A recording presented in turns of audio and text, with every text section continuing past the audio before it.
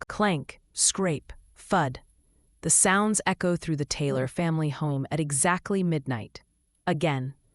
Just the old pipes, Sarah Taylor tells her two children as they huddle in the hallway. Or maybe raccoons, adds her husband Mike with a reassuring smile.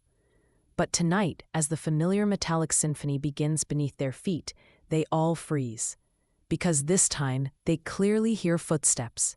Heavy, deliberate footsteps moving across their basement floor. Footsteps that stop. Directly beneath where they stand.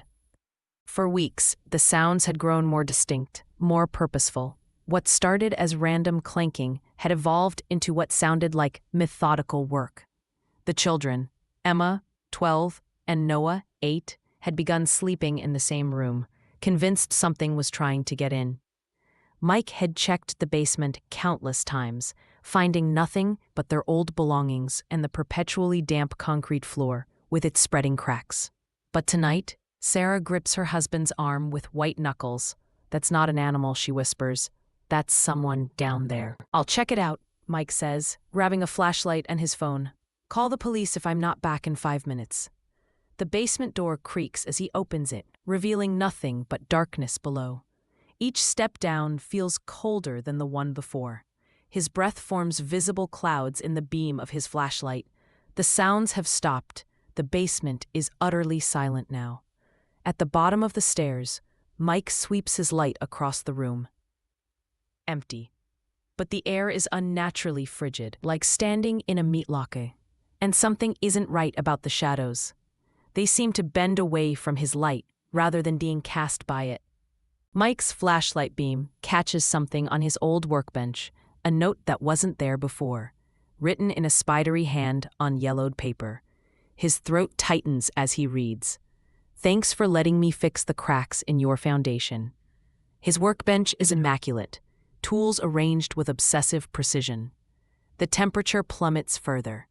Mike's back stiffens as he feels, rather than hears, someone standing directly behind him. A cold breath against his ear as words are whispered. "What now? You'll have to stay down here too." He spins around, seeing nothing, but his flashlight flickers and dies.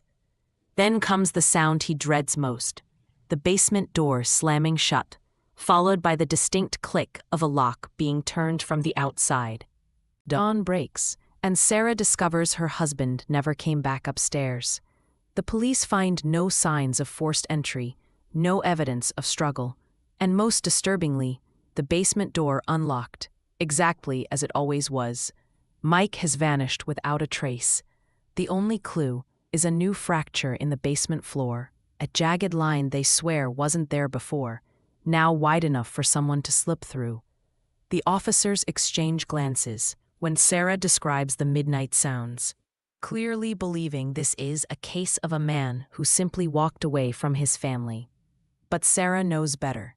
She's seen how the crack in the floor seems to breathe in a flashlight beam, how it whispers when she gets too close.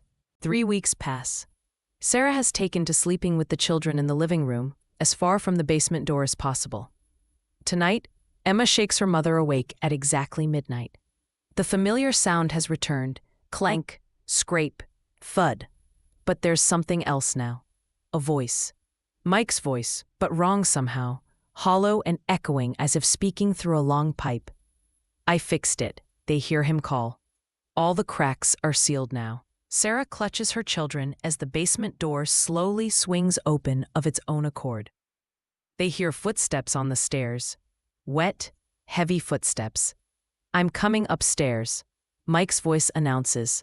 "There are cracks up there too, cracks in everything. And I've been taught how to fix them, forever."